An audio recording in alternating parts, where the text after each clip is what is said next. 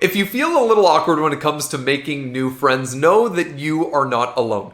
Everyone has felt a little bit of that social awkwardness when it comes to meeting new people, but just know that that isn't permanent. And there are 3 easy things that you can do literally right now to be able to make more friends. Number 1 is focus on having great energy, because when you have great energy, people are naturally attracted to you.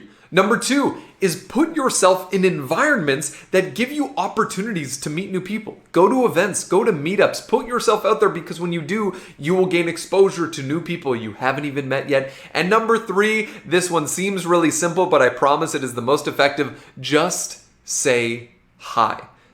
Listen, when it comes to making friends, it can seem a little scary, and it can seem like that person that we want to say hi to is going to judge us, make fun of us, but I guarantee they're probably thinking the same thing, and they're probably a little nervous, so you might as well just go for it.